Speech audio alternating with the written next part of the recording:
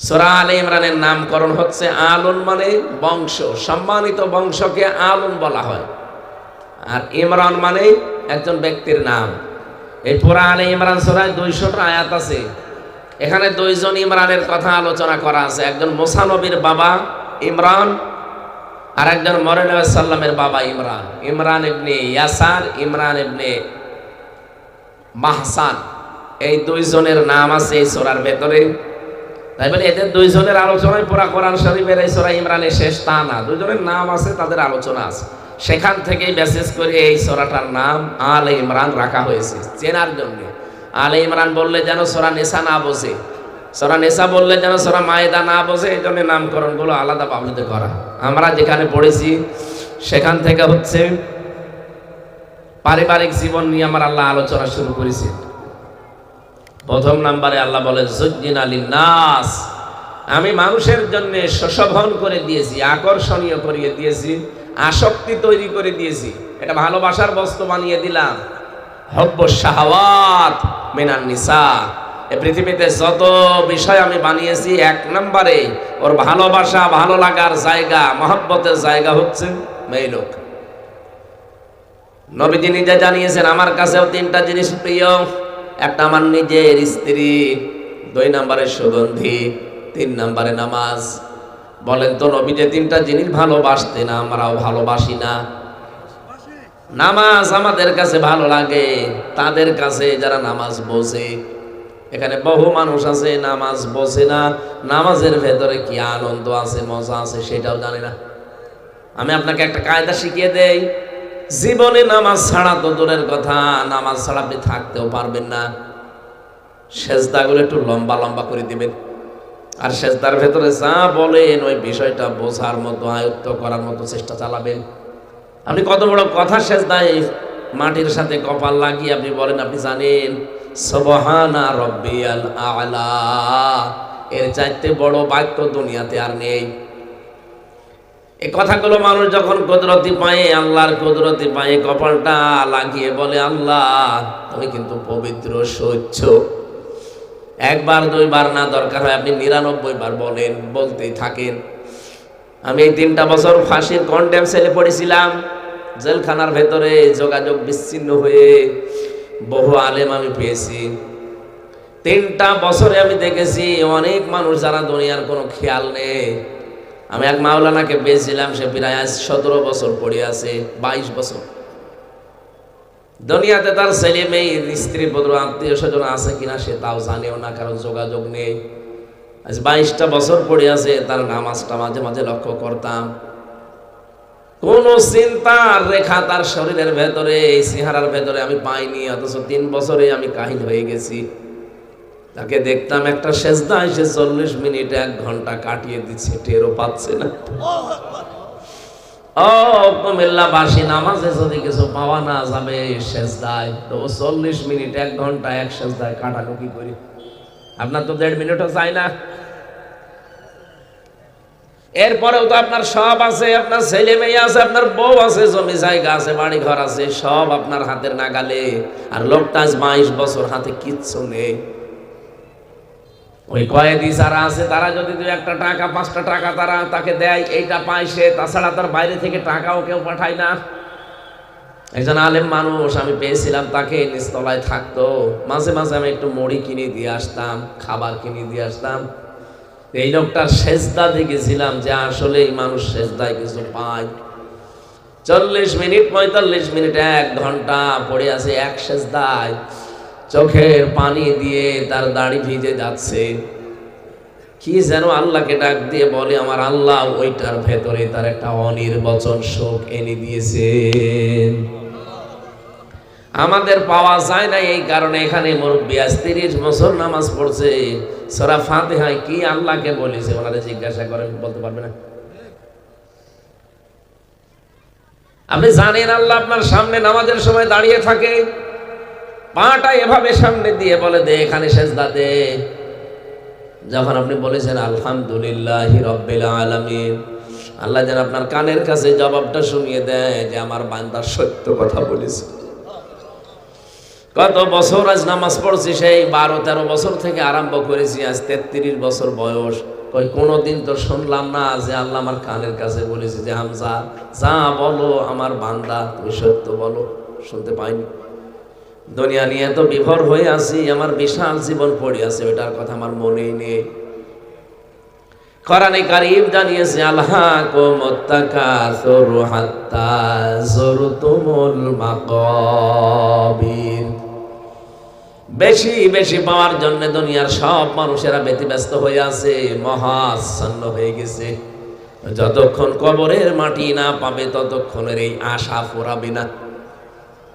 মানুষ যত বুড়ো হয় দুইটা জিনিস বাড়ে, একটা বেঁচে থাকার আকাঙ্ক্ষা বাড়ে যে আরো বেশি দিন বেঁচে থাকবো, 2 নম্বরে সম্পদ আদি সন্তান আদি এগুলোর আসক্তি বাড়ে যে আরো হোক। কথা বোঝে? মানুষ বৃদ্ধ হয়ে গেলে তার শরীর হয়তো দুর্বল হয়, কিন্তু দুইটা জিনিস যৌবন পায়, তার আশা যে আরো বেশি দিন বাঁচবো, আরো বেশি দিন দুনিয়ায় থাকবো, এটা আরো শক্তিশালী হয়। 2 নম্বরে আরো বেশি বেশি পাবো, আরো বেশি বেশি হবে, এইটা তার আরো বেশি শক্তিশালী হয়। তখন আসল যেটা ওইটা দুর্বল হয়ে যায়। আপনি যেটার জন্য বেঁচে থাকবেন আপনার শরীর সেটাই তো দুর্বল হয়ে যাচ্ছে, কিন্তু আশা আর আকাঙ্ক্ষাটা দুর্বল হয় না, ওটা দিন দিন শক্তিশালী হতে থাকে। বিশ্বনবী জানিয়েছেন এই শক্তিশালী বিষয়টাকে দুর্বল করার জন্য 2টা ঔষধ আল্লাহ পাঠিয়েছেন। একটা কোরআনে কারীমকে পড়া, বুঝে বুঝে পড়া, আর 2 নম্বরে মরণের স্মরণ করা। আল্লাহ এই ঔষধগুলো যেন আমাদের কাজে লাগানোর তৌফিক দেন, বলেন আমিন। তাহলে নামাজের ভেতরে নবীজি বললেন আমার কাছে ভালো লাগে, এমনি না, তিনি নামাজ পড়তে পড়তে পা ফুলে ফেটে যেত। আর আমাদের পা ফোলা না, 1.5-2 মিনিটের বেশি আমাদের নামাজের সময় যায় না। বাংলার মানুষেরা নামাজে অনেক শান্তি আছে, যার যত মন পরিষ্কার হবে তার নামাজ তত আনন্দ লাগবে। আমাদের আনন্দ লাগে না, কারণ আমাদের মন তো কালেমা দিয়ে ভরা। 2 নম্বরে নবীর কাছে সুগন্ধি ভালো লাগতো, আমাদের কাছে সুগন্ধি ভালো লাগে, তবে তার চাইতে বেশি দুর্গন্ধ ভালো লাগে। বিড়ি কি সুগন্ধ না দুর্গন্ধ? যারা বিড়ি খায় ওদের জামা নাড়া দেবেন তাও দুর্গন্ধ বের হবে। অথচ কি সুন্দর করে খায়, এটা আবার পায়খানা বসে খায় অনেকে। নাউজুবিল্লাহ। মানুষ এত নিচে নামে কি করে?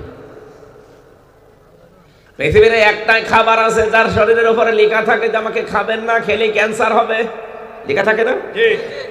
এর বড়ও মানুষ ওইটা কিনে খায়, এটাও টাকা দিয়ে। ধরে এমন কেন বিস্কিট আছে যে বিস্কিটে লেখা আছে আমাকে খাবেন না, খেলেই ক্যান্সার হবে। যদি ওইরকম লেখা থাকে মানুষজন দোকানদারকে পিটাবে, বলবে তোর বিস্কুট তুই খা। অথচ কত দোকানে বিড়ি সিগারেট পড়ে আছে, টাকা দিয়ে কিনে খাচ্ছে, উপরে লিখে দিয়েছে প্যাকেটের গায়ে এটা খেলে ক্যান্সার হয়। এটা ছেড়ে দেন ভাই, এটা বদ অভ্যাস। হারাম আপনাকে আমি সরাসরি বলছি না, কিন্তু এটা বদ অভ্যাস। মানুষের শরীর গন্ধ হয়ে যায়, যে মুখ গন্ধ হয়ে যায় ওই দুর্গন্ধ মুখ নিয়ে কোরআন পড়া যায় না। সুতরাং এটা ছেড়ে দেবে। 3 নম্বরে নবীজি জানিয়েছিলেন আমার কাছে আমার স্ত্রী খুব ভালো লাগে। আমার স্ত্রী জাওজাতি, আমার স্ত্রী। আমাদের কাছে স্ত্রী ভালো লাগে, তবে নিজেরটা বাদ দিয়ে অন্যেরটা। কি আমি বেশি বললাম? কত মানুষ এখানে বসে আছে, নামাজও পড়ে, তাহাজ্জুদও পড়ে, এদিকে পরকীয়া প্রেম চালিয়ে যাচ্ছে। হয়তো নিজের ভাবির সাথে লাইন আছে, প্রতিবেশীর স্ত্রীর সাথে লাইন আছে, অথবা বিবাহিত কোনো মহিলার সাথে লাইন করে উনি 180 মাইল বেগে চালাচ্ছে। আবার সামনে আসতেছে 14 ফেব্রুয়ারি, এটা বিশ্ব বেহায়া দিবস। কত মানুষ টাকা জোগাড় করছে যে ওই দিন বিভিন্ন মানুষকে ফুল কিনে দেবে। এটা তো সওয়াব হবে নাকি? আল্লাহ এই জাতিকে হেফাজত করুন, আমিন। নারীর প্রতি আসক্তি শুধু আজকের এই দিন থেকে না, দুনিয়া যেদিন তৈরি করেন আল্লাহ ওই দিনই ঢুকিয়েছেন। আরে ভাই, আল্লাহ ঢুকিয়েছেন এই কারণে এটা পরীক্ষার বস্তু। যদি আসক্তি না থাকতো তাহলে আল্লাহ প্রথমেই নারীর নাম দিতেন না। হযরত আদম নবী উদাস হয়ে ঘুরছিলেন জান্নাতে, কোন নিয়ামত অভাব আছে না, চাওয়ার আগে তো তিনি পেয়ে যেতেন। ওয়ালাকুম ফিহা মা তাশতাহি আনফুসুকুম ওয়ালাকুম ফিহা মা তাদউন। রব্বুল আলামিন বলেন জান্নাত এমন ভাবে বানিয়েছি চাওয়ার আগে জিনিস পাওয়া যায়। এরপরও হযরতে আদম উদাস, আল্লাহ পাক তাকে নিদ্রা দিলেন, ঘুম দিয়ে দিলেন, তিনি ঘুমিয়ে পড়লেন। বাম পাঁজরের হাড় থেকে বের করে একজন সুন্দরী মেয়েকে বানিয়ে তার মাথার কাছে রাখলেন।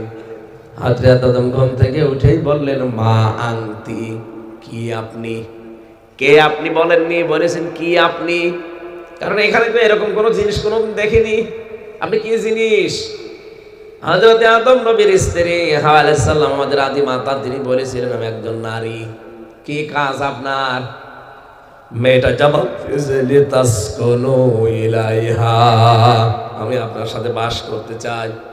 হযরত আদম আলাইহিস সালাম হাওয়ার দিকে এবার তাকিয়ে বলছেন আমি রাজি আছি।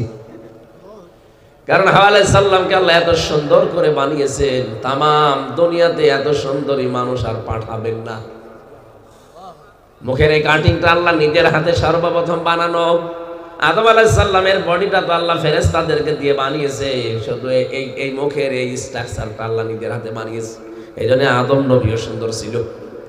কিন্তু আল্লাহ নিজের থেকে যেহেতু হাড়টা বের করে নিয়েছেন আর নিজের হাতে এই চেহারাটা নিজে বানিয়েছেন, আল্লাহ নিজে হাত দিয়ে কি সুন্দর করে বানাতে পারে আপনার মাথায় ধরবে না। পৃথিবীতে যারা বিশ্ব সুন্দরী তাদের দিকে তাকিয়ে অনেকে হা করে থাকে। তাহলে হযরত হাওয়া আলাইহিস সালাম বিশ্ব সুন্দরীর চাইতে শত গুণে সুন্দরী ছিলেন।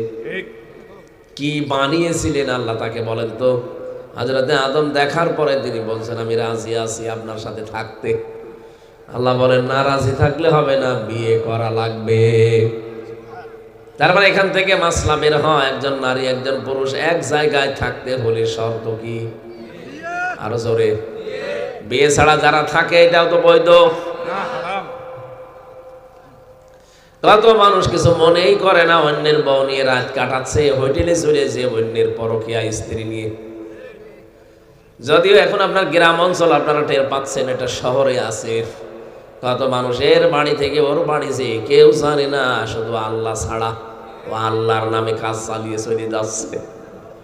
ওর স্বামী আজ 8 বছর বিদেশে আছে, সে কিছু জানেই না। সম্মানিত মা বোনের, আমাদের এখনই সাবধান হওয়া লাগবে, দুনিয়ায় সব না। সামনে কিন্তু বিশাল একটা জীবন পড়ে আছে। যদি ওটা বিশ্বাস হয় আপনার 100 ভাগ, তাহলে আপনি নিজেকে কন্ট্রোল করতে পারবেন যে না, এইটা শেষ না, আমার জন্য আর একটা জীবন পড়ে আছে। হযরত আদম বলেন আমি রাজি আছি বিয়ে করতে। আল্লাহ বলেন বিয়ে করতে হলে দেন মোহর দেওয়া লাগে। কোথায় পাবো? নবী মুহাম্মদ রাসূলুল্লাহর নামে 10 বার দরুদ পড়ে তিনি কিন্তু বিয়ে করেছিলেন। বিয়েই শেষ করেননি। আল্লাহ বলেন বউ নিয়ে যাও, এবার চলে যাও বাড়িতে। আদম নবীর বাড়ি জান্নাত। আদমের বাড়ি কোনটা? জান্নাত। আমাদের বাবা যেহেতু আদমের জন্য আমাদের বাবার বাড়ি কোনটা? জান্নাত। আরো জোরে বলেন। এখান থেকে প্রমাণ দিয়েছে মুফাসসিরিন ইকরাম, বিয়ে করে বউ নিয়ে বাবার বাড়ি যাওয়া লাগবে। অথচ কত আল্লাহর ওলি আছে বিয়ে করে ঘর জামাই থাকে নাকি? লেখাই নেই। আপনি আমার ঘর জামাই না তো? হ্যাঁ ঠিক আছে। বহু মানুষকে আমরা দেখি বিয়ে করে বউ নিয়ে যাবে বাবার বাড়ি না, আবার নিজে সহ থেকে যাচ্ছে।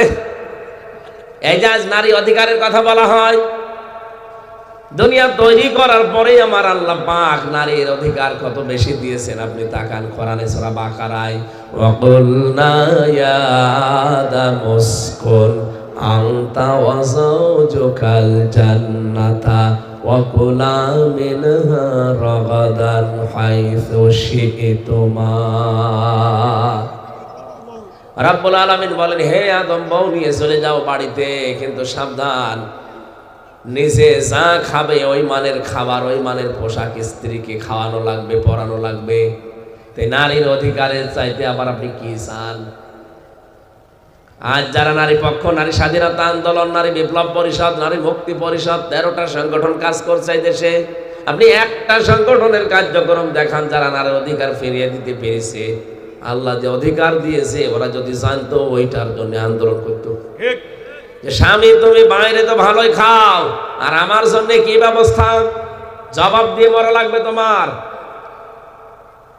এই জন্য স্বামী হিসাবে আপনার দায়িত্ব আল্লাহ দিয়েছেন, আপনি যা খাবেন সেই মানের খাবার, সেই মানের পোশাক, ওইটা স্ত্রীর জন্য ব্যবস্থা করা লাগবে। দুই নাম্বারে আপনি বাড়িতে নিয়ে স্ত্রীকে ঘরবদ্ধ তালাবদ্ধ করে রেখে দেবেন না, ইসলাম এটা বলে না। আল্লাহ বলেন রাগাদান হাইসু শি'তুমা, স্ত্রীকে নিয়ে মাঝে মাঝে বেড়াতে যাবেন সময় পেলে। আজ বাংলাদেশে অনেক মানুষ ইসলামের এই উত্থান দেখার পরে বিশেষ করে নাস্তিক আর মোরতাদ আর মুনাফিকরা পাগল হয়ে গেছে। ওরা এখন নারীদেরকে বলতে চায় যে না, ইসলাম আসলে তোমরা কিন্তু ঘরবদ্ধ হয়ে যাবে। হ্যাঁ, কথা বলছে না কেন? তোমাদের অধিকার পাওয়া যাবে না, তোমরা মন মতো কাজ করতে পারবে না, তোমাদেরকে বোরকার ভেতরে ঢেকে রাখবে। কে বলেছে আপনাকে? রাগাদার হাইসু শি'তুমা, বউ নিয়ে মাঝে মাঝে বেড়ানো যাওয়া লোকে যেখানে ইচ্ছা যাবে, যা ইচ্ছা করবে, কোনো অসুবিধা নেই। কিন্তু ওয়ালা তাকরাবা হাদিহিস শাজারা, ওই গাছের কাছে যাওয়া যাবে না, যেটা নিষিদ্ধ গাছ। এটা না জান্নাতে ছিল, বাংলাদেশে নিষিদ্ধ গাছ নেই। কি হ্যাঁ, বড়া গাছ নিষিদ্ধ কাজ হচ্ছে, নিষিদ্ধ কাজ বাংলাদেশে হচ্ছে। আল্লাহর 500টা বিধান আছে কোরআনে, এগুলো সব নিষিদ্ধ। এই জায়গায় যাওয়া যাবে না। আপনি বউ নিয়ে এমন জায়গায় যাবেন যেখানে গেলে নিজেরও পর্দা থাকে না, বউরও পর্দা থাকে না, এরকম জায়গায় যাওয়া যাবে না। এর নাম গাছ। কথা বোঝাননি? আপনি এমন জায়গায় যেতে পারবেন না, বউ নিয়ে আপনি বেড়ান, ধরেন, ইচ্ছা মতো যাবেন, ইচ্ছা মতো খাবেন, এমন জায়গায় যেতে পারবেন না যেখানে গেলে শরীয়তের লঙ্ঘন হয়ে যাচ্ছে। সেটা যদি আপনার ভাইয়ের মেয়ের বিয়ে হয়, তাও সেখানে যেতে পারবেন না। কারণ দুনিয়াতে লা তাআতা লি মাখলুকিন ইল্লা বিমাসিয়াতিল খালিক, পৃথিবীতে আল্লাহ রাসূলের অবাধ্যতা করে দুনিয়ার কারো মন জয় করার দরকার নেই। আপনার ভাইয়ের বিয়েতে চলছে হলুদ মাখামাখি, আপনার ভাইয়ের মেয়ের বিয়েতে চলছে এমন এমন অশ্লীলতা যেখানে শয়তানও হার মানে। আপনি এখন বলেন যে না, না গেলে ভাইয়ের মন খারাপ হবে। হোক, আপনার ভাইয়ের মন বড় না আল্লাহ বড়? বলেন। ও ভাই না, ওরকম 100 ভাই যদি পর হয়ে যায়, যাক, এরকম শক্ত হওয়া যাবে না। অন্তত আমরা যারা আছি, যদি প্রত্যেকটি জায়গায় এরকম শক্ত হতে পারতাম, এদেশে নাস্তিক মোরতাদ রাম বাম অশ্লীলতা অনেক কমে যেত। আমরাও মাঝে মাঝে ছাড় দিয়ে বলে এ আর কি, এতটুকু তো করবেই, এতটুকু করবে, করতে দেখা যাচ্ছে 1 হাত ভরে গেছে। ছোটখাটো গোনা থেকে কিন্তু বড় গোনার থেকে মানুষ যায়। কচু কাটতে কাটতে মানুষ খুন করা শেখে। কথা বলছে না কেন? এই জন্য ছোট জায়গা থেকে কঠোর হওয়া লাগবে। শরীয়তের বিধান আমি যতটুকু কাজ পর্দা করে চলার চেষ্টা করছি। আমার এমন এমন চাচাতো ভাই, মামাতো ভাই, ফুফুতো ভাই আছে, আমার চাচা আছে, খালু আছে, এদের সাথে আমার স্ত্রীর বিয়ে করা জায়েজ আছে, দেখা দেওয়া জায়েজ নেই? এরকম মানুষ নেই? যাদের সাথে বিয়ে করা জায়েজ তাদের সাথে দেখা দেওয়া। তাই এখন যদি এবার কিরকম হুজুর একটু উদার হতে পারে না, নিজে বিয়ে করে রেখে দিয়েছে, আমরা যে চাচাতো ভাই একটু দেখবো, আমাদের দেখতেও দেয় না। আরে বেটা, তোর তো দেখা জায়েজ নেই, এটা তো আমার বানানো না। বানানো কার? আমি আল্লাহর এই গাছকে, এই নিষেধকে ওভারটেক করে তোর তো দেখাতে পারি না। এই জায়গায় যদি আপনার মন খারাপ হয়ে যায়, যাক, আপনার মন আমার দরকারই নেই। এরকম ভাই, এরকম বোন, এরকম চাচাতো ভাই যদি 100টা সবগুলো দূর করা লাগে, আমি আল্লাহর জন্য ছাড়তে রাজি আছি। আরে ভাই, দেশটাতে ইসলাম কায়েম নেই। কায়েম থাকলে আপনার আর কঠোর হওয়া লাগতো না। কায়েম যখন নেই, আপনি নিজেকে নিজে শক্ত করেন, আস্তে আস্তে দেখবেন শয়তানি কাজ কারবারগুলো পরিবার সমাজ থেকে বন্ধ হয়ে যাচ্ছে। আল্লাহ পাক বলেন আলা তাকরাবা হাযিহিস শাজারা, এই গাছের কাছে যাবা না, ফাতাকুনা মিনাজ জালিমিন, যদি যাও তাহলে জালেম হয়ে যাবা। সুতরাং আজ আমরা অনেক জুলুম করে ফেলছি নিজের পরিবার, সমাজ এবং আমার মনের উপরে। আল্লাহ আমাদেরকে হেফাজত করুন, আমিন। মেয়েদেরকে পরিমিত ব্যবহার করা লাগবে, এদের যে ক্ষেত্রটা আছে এই ক্ষেত্র ঠিক করা লাগবে। নবীজি ইন্তেকালের আগে জানিয়েছেন, আমি দুনিয়া থেকে চলে গেলাম, কিন্তু ফিতনার জিনিস এই দুনিয়ায় 2টা রেখে গেলাম। আমার ভয় হয় আমার উম্মত অধিকাংশ গুলো ওই জায়গায় যে ধরা খাবে, একটা মহিলা আর একটা জমি জায়গা। আর যত মামলা কোর্টে যান, সব মেয়ে লোক নিয়ে, নাই জমি জায়গা নিয়ে। এক কথা বলছে না? এই 2টা জিনিস নিয়ে নবীজি আশঙ্কা করেছিলেন, ঠিক তাই হয়ে যাচ্ছে। যত ঝামেলা কিন্তু মূলে মেয়েরা। এই ঝামেলা যেন সামনে না হয়, সেই জন্য তো আল্লাহ গুরুত্বপূর্ণ বিধান দিয়েছেন পর্দা। সম্মানিত মা বোন যারা এসেছেন বিভিন্ন জায়গায়, এখন থেকে পর্দা আদায় করার জন্য উদ্বুদ্ধ করছি। আপনি শাড়ি পরলে 100 ভাগ পর্দা আদায় হবে না।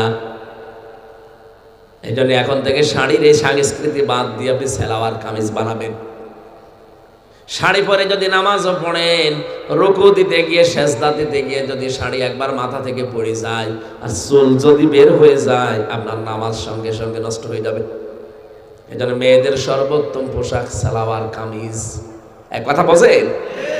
গুরুত্বপূর্ণ কথাগুলো বলছি, বাড়ি যেয়ে মিলাবেন এগুলো। শাড়ি থাকলে শাড়ি অন্যকে, যারা গরিব মানুষ, দিয়ে দেন, দরকার কেটে কুটে অন্য কিছু করুক। আপনি চাইলে মেয়ে যারা আছে, বউ যারা আছে, বোন যারা আছে, এদেরকে সালোয়ার কামিজ পরানো আরম্ভ করেন। হাত পর্যন্ত হাতা থাকবে। শুধু কালো বোরকা পরে বাইরে বের হবে কেন? ওই জিনিস পরেও তো বাইরে বের হওয়া যায়। সালোয়ার কামিজ যদি হাত পর্যন্ত এরকম হাতা থাকে, পা পর্যন্ত লম্বা থাকে, ওপরে ওড়না দেবেন, মাথাটা ঢেকে দিয়ে, বুকটা ঢেকে দিয়ে, এই তো হয়ে গেল। খরচও কম হবে, ফরজ পর্দাও আদায় হবে। ওই 1000-1500 টাকা দিয়ে শাড়ি না কিনে এই 450-500 টাকা দিয়ে এটা করলে আমার মনে হয় আমরাও বেঁচে যেতাম। আমরা বেঁচে যেতাম না? ওদেরও নামাজ আদায় হতো। আল্লাহ মেয়েদেরকে একটু একটু বোঝার তৌফিক দিন। ওরা আকাশ সংস্কৃতির সমস্ত দেখে দেখে ওরা যে পোশাক আশাক গুলো পরে, ওইটা বলে স্বামীকে যে এইটা কিনে দাও, আমার পাখির ড্রেস দাও।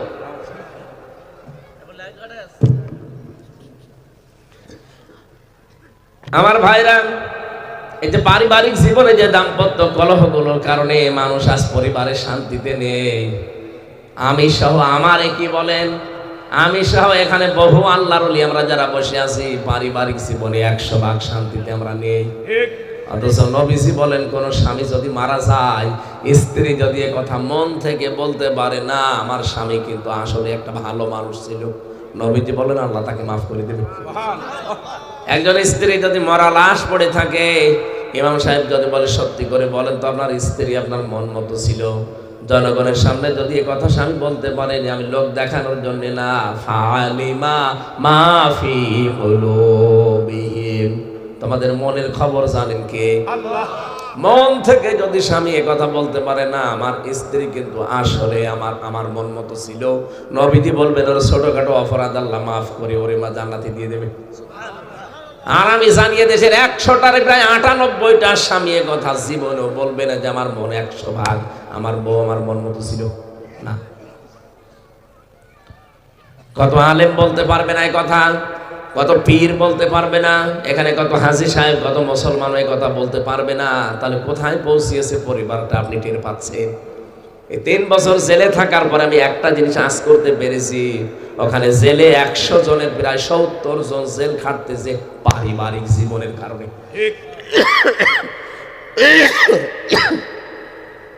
এই জন্য বসে বসে অনেকগুলো বিষয় লিখেছিলাম পারিবারিক জীবন নিয়ে, সেটা এখন বাইরে এসে বই করেছি। দাম্পত্য সমাধান কি, দাম্পত্য যে কলহ চলছে আমাদের পরিবারে, এর সমাধান করার জন্য বইটা আপনি আপনার নিজের স্বামীকে পড়াবেন, আর স্ত্রীর জন্য একটা আছে, ওইটা স্ত্রীকে পড়াবেন। স্টেজ থেকে নিয়ে আজকে বাড়িতে যে পুরো 120 পৃষ্ঠা, দরকার 10 দিন ধরে পড়াবেন। যা লেখা আছে এইভাবে চলা লাগবে সামনে। কারণ পরিবারে যদি আপনি শান্তি না পান, সমাজে শান্তি পাবেন না। সমাজে শান্তি যদি প্রতিষ্ঠা না হয়, রাষ্ট্রে শান্তি জীবনও আসবে না। এজন্য প্রত্যেকটা মানুষ দেখবেন কাবা শরীফে যে রুকনি ইয়ামিনি থেকে হজরে আসওয়াদ, এই জায়গাটা পার হওয়ার সময় একটা দোয়া পড়ে, রব্বানা আতিনা ফিদ দুনিয়া হাসানা, হে আল্লাহ দুনিয়ায় হাসানা দাও। দুনিয়ার হাসানা কি? উত্তম স্ত্রী। দুনিয়ার হাসানা কি? উত্তম স্ত্রী ওইটা যে তার স্বামীর অনুমতি ছাড়া বাড়ির বাইরে যায় না, স্বামীর অনুমতি ছাড়া অন্য কারোর সাথে সম্পর্ক, স্বামী যেটা পছন্দ করে না, যে অমক অমক আমার বাড়িতে আসবে আমি পছন্দ করি না, স্ত্রী ওইটা মেনে চলবে। পাশের বাড়ির সলিমদ্দি আমার বাড়িতে আসুক আমি চাই না, অথচ স্ত্রী গোপনে তাকে নিয়ে আসে, কথা বলে, সম্পর্ক তার সাথে আসে। এরকম পরিবার নেই? ওটা উত্তম না। ওটা নামাজ পড়তে পারে, রোজা রাখতে পারে, কালো বোরকা পড়তে পারে, ও উত্তম স্ত্রী হতে পারেনি। স্বামী যখন বাইরে যাবে, স্ত্রী নিজেকে কন্ট্রোল করে রাখবে। স্বামী যখন দিনের কাজে থাকবে, মানবতার কাজে থাকবে, স্ত্রীর উচিত হচ্ছে ওই স্বামীকে পেছন দরজা দিয়ে সাপোর্ট দেওয়া, সময় দেওয়া, উদ্বুদ্ধ করা। সম্মানিত মা বোন কোথায় কোথায় আছেন আমি জানি না, ভালো করে শোনেন। খাদিজাতুল কুবরা জীবনে এক ওয়াক্ত নামাজ পড়েনি, একটা রোজা রাখেনি, একবার যাকাতও দেয়নি জীবনে, একটা হজও করেনি। অথচ আল্লাহ নিজে জান্নাতে ঘর বানিয়ে তার জন্য পাঠিয়ে দিয়েছেন পৃথিবীতে একজন মহিলা, যার জন্য জান্নাতে আল্লাহ ঘর বানিয়ে স্বয়ং সুসংবাদ পাঠিয়েছেন জিবরাইলকে দিয়ে। তার পুরা জীবন আমি পড়ে দেখেছি এইটাই। তিনি আর যাই করেছেন উনি পাননি, এগুলো নামাজ পাননি, রোজা পাননি, হজ পাননি, যাকাত পাননি, কারণ ইন্তেকালের পরে এই বিধানগুলো সব নাযিল হওয়া। জীবনে একটা বিষয় পাওয়া গেছে, উনি স্বামীকে উদ্বুদ্ধ করতেন দিনের জন্য। নিজের যত সম্পদ ছিল সব স্বামীর জন্য তিনি উজাড় করে দিয়েছিলেন। সম্মানিত মা বোনেরা বলেন তো, পৃথিবীতে একটা ইবাদত করলেন না, শুধু স্বামী কেন্দ্রিক থাকার কারণে যদি আল্লাহ জান্নাতে ঘর বানিয়ে পাঠিয়ে দেয়। আর একজনের জীবনে পড়েছে হযরতে আসিয়া। এই মহিলা তার স্বামীর অত্যাচারে অত্যাচারিত হওয়ার পরে দোয়া করেছিলেন, আল্লাহ তুমি আমার জন্য জান্নাতে একটা ঘর বানিয়ে দিও যেখানে বসে তোমারে দেখা যায়। এই মহিলার দোয়া কবুল করে আল্লাহ জান্নাতে একটা ঘর বানিয়েছেন, আর ওনার জন্য আল্লাহ নিজে জান্নাতে ঘর বানিয়ে পাঠিয়েছেন। দুইটাই স্বামী কেন্দ্রিক, একটা স্বামীর সেবায় আর একটা স্বামীর অত্যাচারে।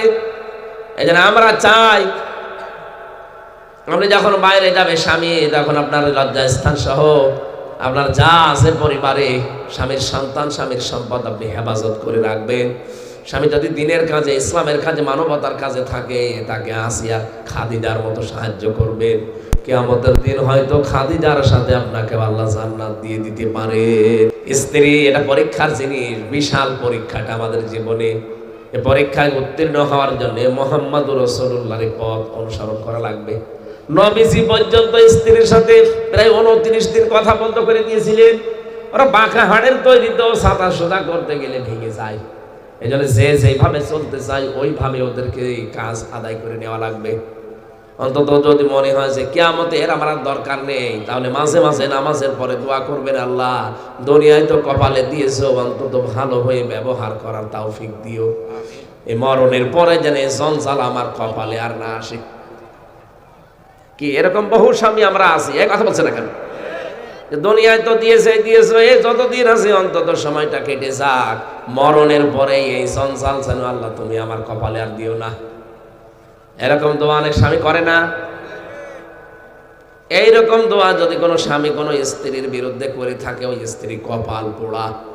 যদি আপনার স্বামী এটা চায় হযরতে রাসূলুল্লাহর মতো, মাঝে মাঝে হযরতে খাদিজার ইন্তেকালের পরে তিনি চলে যেতেন কবরে। পাশেই তো কবরস্থান দেখেছি, কবরে যে দোয়া করতেন, রব্বুল আলামিন কিয়ামতের কঠিন ময়দানে হয়তো বাবা ছেলের পরিচয় দেবে না, স্বামী স্ত্রীর পরিচয় দেবে না। কঠিন ওই ময়দানে হাসরে যেন আমি আমার খাদিজাকে ভুলে না যাই।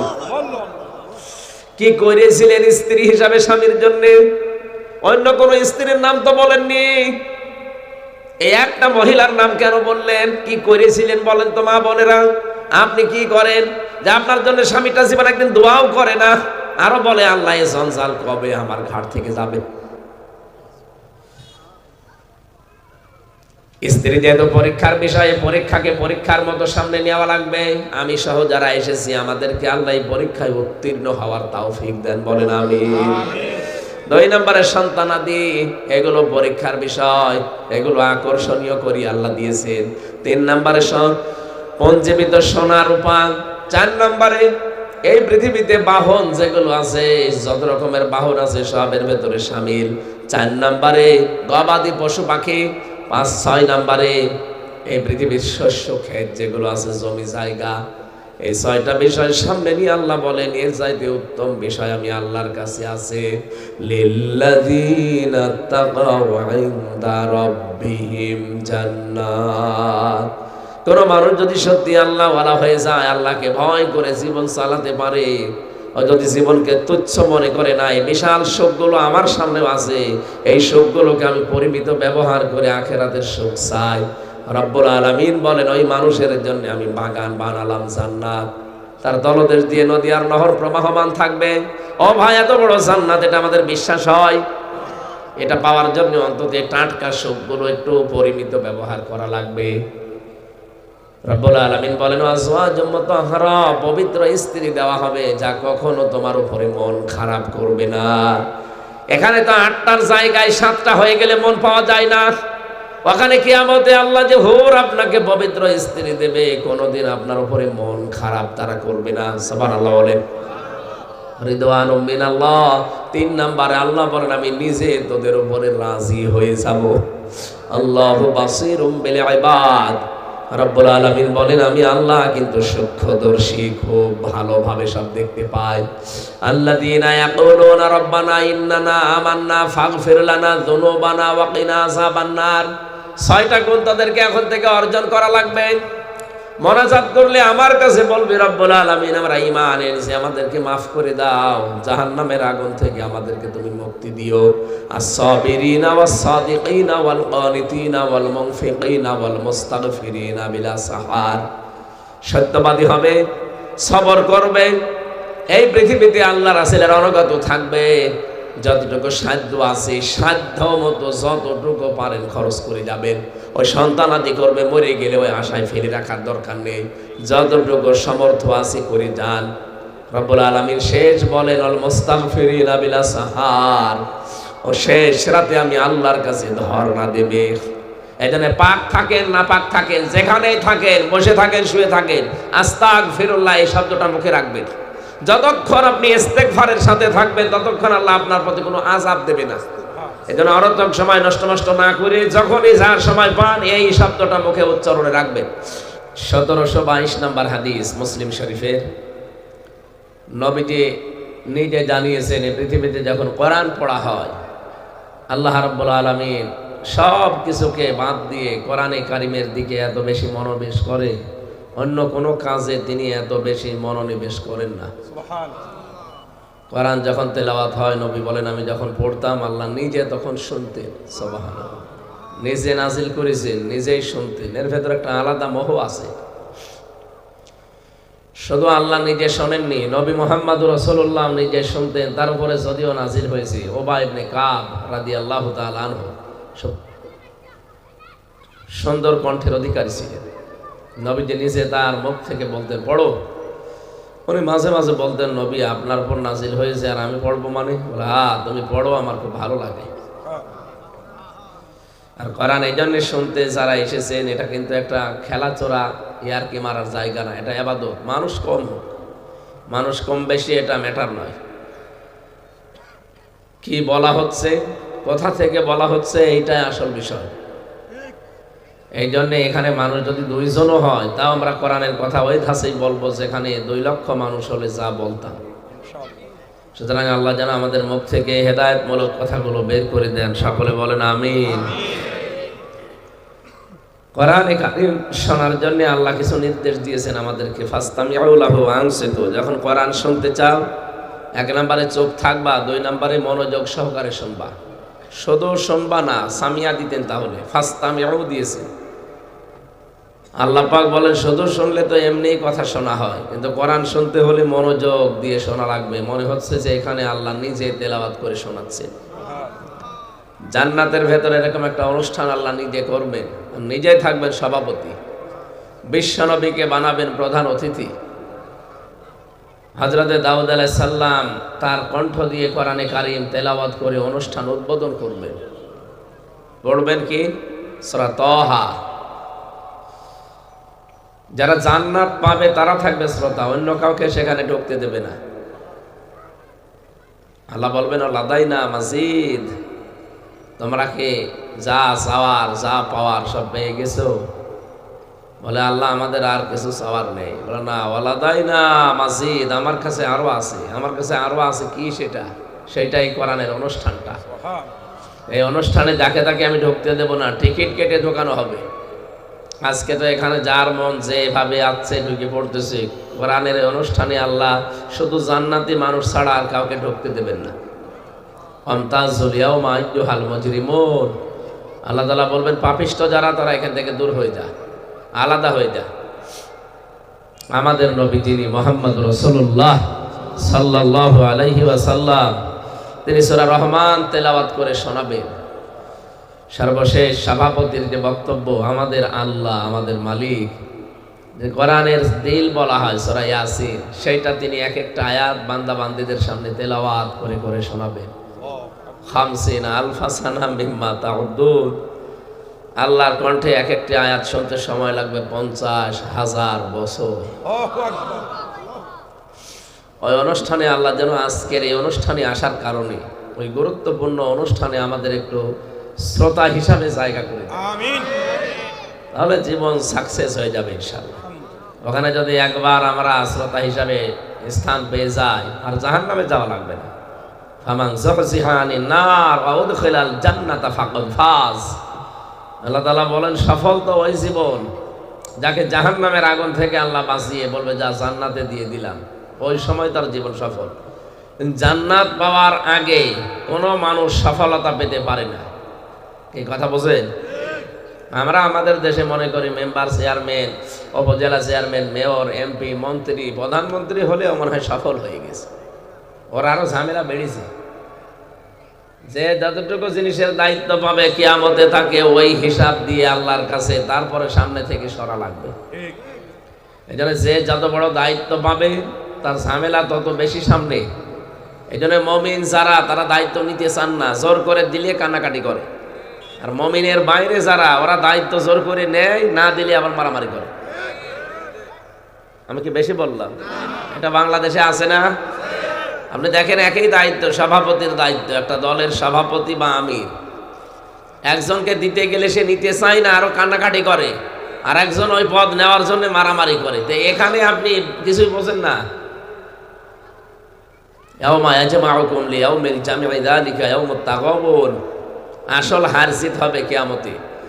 যাকে আল্লাহ মাফ করে বলবে, যা তোরে আমি সব মাফ করে দিয়েছি, তোর আর কোনো হিসাব নেই, তোরে আমি আমার বানানো বাগান আছে, জান্নাত আছে, দিয়ে দিলাম, ওই লোকটার জীবন সফল ওই সময়, এর আগে সফল না। হ্যাঁ, আরেকটা অর্থ আছে, যাকে আল্লাহ আস্তে আস্তে জাহান্নামের কাজগুলো ছেড়ে দেওয়ার তৌফিক দেয় আর জান্নাতের দিকে কাজের জন্য আস্তে আস্তে এগিয়ে দেয়, এই লোকটার জীবন সফল। আপনি এখন ভাবেন যে আপনি জাহান্নামের কাজগুলো আস্তে আস্তে ছেড়ে দিতে পারেন, জান্নাতের কাজগুলো কি আস্তে আস্তে এগিয়ে যেতে পারেন? না, পারেন না। কারণ আপনি আগেও সুদ খেতেন, এখনো সুদ খান। এই যে টাকা ছেড়ে রাখে, টাকা আসে, 1000 টাকা দিলে 200 টাকা বেশি দেয়। এই সিস্টেম নেই দুনিয়ায়? এই এলাকায় আছে? বেশি আরো মানে এইটা আপন মায়ের সাথে জেনা করার গুনাহ হবে। আপনি যাই মনে করেন যে খারাপ কথা বললেন কেন, খারাপ কথা না, এটাই হাদিসে আছে। যারা 4 আনা পয়সা পরিমাণ সুদ খাবে তারা মায়ের সাথে জেনা করবে। আপনি কত খাচ্ছেন? 1000 টাকা দিয়ে 200 টাকা, না এই এলাকায় আরো কম, আরো বেশি, লাখে 40। হিসাব করে বলেন তো আপনি কতবার নিজের মায়ের সাথে ঘর সংসার করেছেন? এটা মুখে আনাও পাপ না? অথচ এই কাজ এখানে অনেক মানুষ করছে, আপনি নিজেই বললেন। এই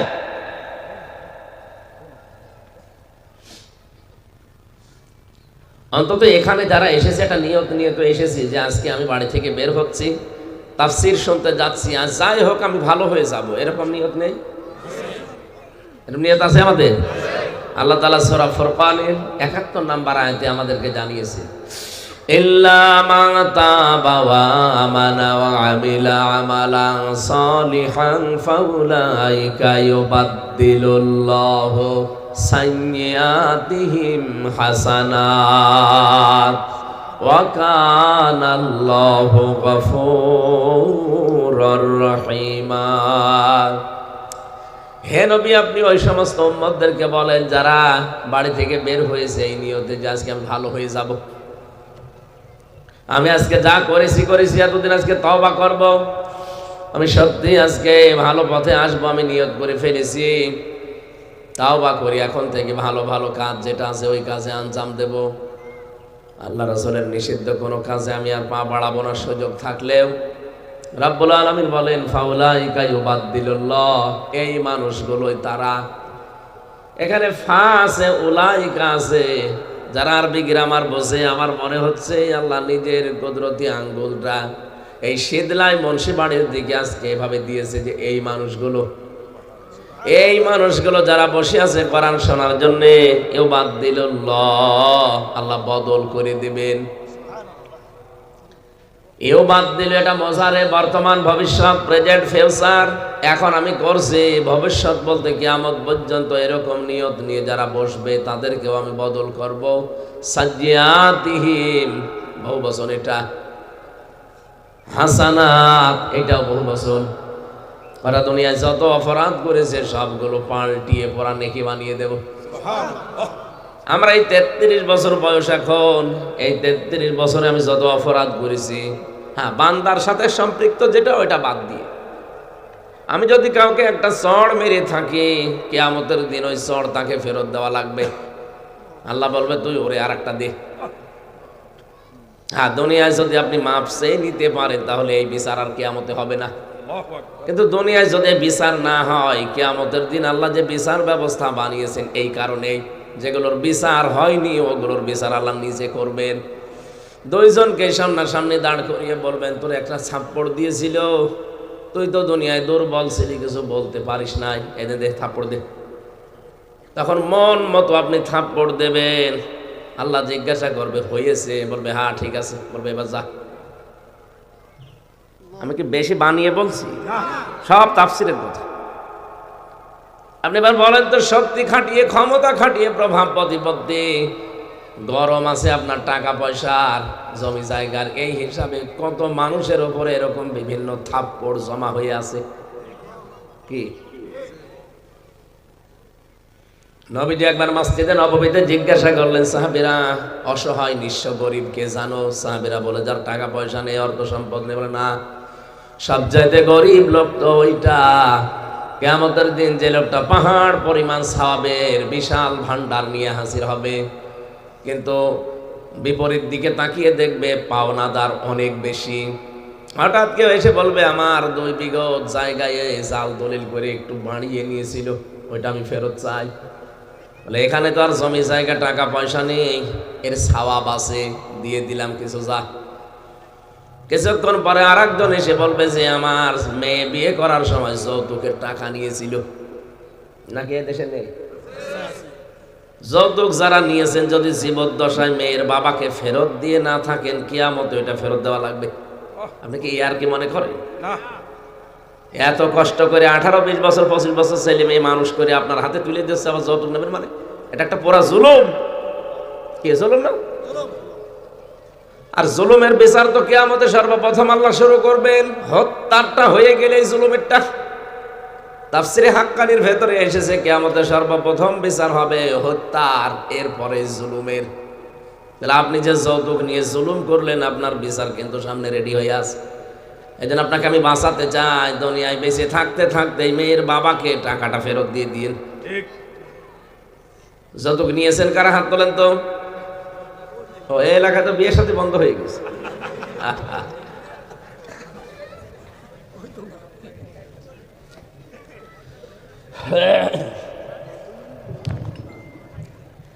বিয়ের সাথে যদি বন্ধই হয়েছে থাকে, তাহলে ছেলে মেয়ে আসছে কি আসমান থেকে? তার মানে বিয়ে শাদী হচ্ছে। হওয়ার পরে যদি যৌতুক বিহীন হয় আলহামদুলিল্লাহ। এমনকি বরযাত্রী যারা যান এটাও বন্ধ করা লাগবে, কারণ এটা ইসলাম না। বরযাত্রী যাওয়া এটা হিন্দুদের রীতি। ওরা বিয়ের দিন মেয়েকে একবারে যা দেবে সব দিয়ে দেয়। এই এলাকা হিন্দু আছে না? আপনি দেখবেন খোঁজ খবর নিয়ে, বিয়ের দিনে যা দেবে সব একবারে মেয়েকে দিয়ে দেবে, পরবর্তীতে আর কিছু দেওয়া লাগে না। ওদের ধর্ম ওইটা। আমাদের ধর্ম কি এরকম? আমাদের ধর্মে বরযাত্রী নেই, আছে অলিমা। কি আছে? কিন্তু আমরা অনেকে অলিমার সিস্টেম মানি না। বরযাত্রী 200, 300, 500 করে চলে যাচ্ছে। আপনার লজ্জা নেই? হ্যাঁ, আপনি এত এত ফকির কেন? এত ইতর মানুষ হয় কি করে? মেয়ের বাড়ি থেকে তার বাবার অনুমতি নেওয়া ছাড়া, মন খুশি করা ছাড়া একটা পান খাওয়াও জায়েজ নেই। আর আপনি মরণের খাওয়া খান, আবার শেষ পর্যন্ত বলেন যে কি খেলাম, 10 পিস গোস্ত খেয়েছে, তারপরও বলছে দাঁতের ফাঁকা বন্ধ হয়নি। তো ওর যে দাঁতের ফাঁকা 10 পিসে বন্ধ হবে, তো 100 পিস লাগবে না। আমাদের এই সিস্টেম যেহেতু ইসলামে নেই, এটা বন্ধ করাই লাগবে। আগামী থেকে এই দেশে বিয়ে হবে, কিন্তু কোনো বরযাত্রী যাবে না, অলিমা করা লাগবে। অলিমা কি মেয়ের বাড়ি হয় না ছেলের বাড়ি? করবেন তো এটা, নাকি সামিয়ানা পর্যন্ত শেষ? মানবেন ইনশাল্লাহ এই বিধানটা? আমার তো ছেলে নেই, খালি মেয়ে, আমার বাঁচা লাগবে না? এই জন্য বারবার বলছি না, জিনা মানে আমার তো বাঁচা লাগবে। যেই লোকটা এভাবে যৌতুকের টাকা পয়সা নিয়ে খুব আরামে দুনিয়ার জীবন কাটিয়ে গেলেন, আপনি কিন্তু একটা ঋণী হয়ে থাকলেন। কিয়ামতের দিন ওই মেয়ের বাবাকে এই ঋণ আপনাকে শোধ দেওয়া লাগবে। টাকা পয়সা তো নেই, ওই জায়গায় দেবেন কি? সওয়াব দেওয়া লাগবে। দিতে দিতে দেখা যাচ্ছে এখনো পর্যন্ত পাওনাদার অনেকে লাইনে দাঁড়িয়ে আছে। তারা বলবে, রব্বুল আলামিন আমি তো কিছু পেলাম না, তার সওয়াবও নেই, দেবে কি? তুই এক কাজ কর, তোর যে গোনা আছে মাথার উপর তুলে দে। নবীজি বলেন শেষ পর্যন্ত ফেরেশতাদেরকে আল্লাহ বলবেন, ধরে রেখে খোঁজোহু ফাগুল্লুহু সুম্মাল জাহিমা সাল্লু সুম্মা ফি সিলসিলাতিন দারউহা সাবউনা দিরাআন ফাসলুকু। একে ধর, জাহান্নামের ভেতরে নেওয়া লাগবে। তো এমনি এমনি নেওয়া যাবে না, শিকল দিয়ে বাঁধ। আল্লাহ শিকলের বর্ণনা দিয়েছেন জিরান সাবউন, 70 গজ। কুমিল্লাবাসী একটা মানুষকে বাদ দেখি 70 গজ শিকল লাগে। 1-1.5 হাত হলেই তো হয়ে যায়। এত বড় শিকলের কথা কেন বললেন? কিয়ামতে কোটি কোটি মানুষ থাকবে, ওর মাজা থেকে শুরু করে মাথা পা পর্যন্ত পুরা শিকলে আল্লাহ পেঁচিয়ে বলবে যে এবার টানতে টানতে নিয়ে যা। দুনিয়ায় বহু মানুষের সম্মান দিত, ইন্নাকা আনতাল আজিজুল কারীম। ফেরেশতারা ওর দিকে তাকিয়ে বলবে, ভালো সম্মান পেতে দুনিয়ায় অনেক সম্মানিত ছিলে, আজকে একটু মজা চাকো, কেমন লাগে দেখো।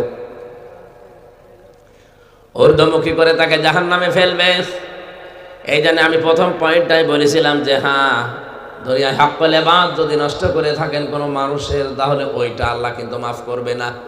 বাকি যত অপরাধ আল্লাহ কেন্দ্রিক আপনার আছে, নামাজ পড়েননি, হজ করেননি, যাকাত দেননি, না যাকাত আবার মানুষের, এই যাকাতটা হবে না, রোজা রাখেননি, এগুলোর জন্য যদি আল্লাহ পাকের কাছে বলেন আল্লাহ আমি সত্যি আজকে থেকে ভালো হয়ে গেলাম, এরকম নিয়ত করে আজকের এই শীতলাই ময়দানে বসলে পেছনের এই 33 বছরের অপরাধ আল্লাহ সব মাফ করে পুরা জায়গাটা ফাঁকা হয়ে যাবে, ওইটা নেকি দিয়ে ভরাট করে দেবেন। এইরকম নিয়ত আমাদের আজকে আছে না? দ্বিতীয় পয়েন্টটাও মানা লাগবে যে হক্কুল ইবাদ যেগুলো নষ্ট করেছেন এইগুলো আস্তে আস্তে ফেরত দিয়ে দেবেন। যখন বুঝবেন যে আমি আস্তে আস্তে জাহান্নামের কাজ সব ছেড়ে দিতে পারছি, জান্নাতের কাজের দিকে আস্তে আস্তে এগিয়ে যেতে পারছি, আগে সুদ খেতাম এখন আমি ছেড়ে দিয়েছি, আগে ঘুষের টাকা নিতাম এখন আমি ছেড়ে দিচ্ছি, তখন বুঝবেন আল্লাহ আপনাকে ভালোবাসা আরম্ভ করেছি।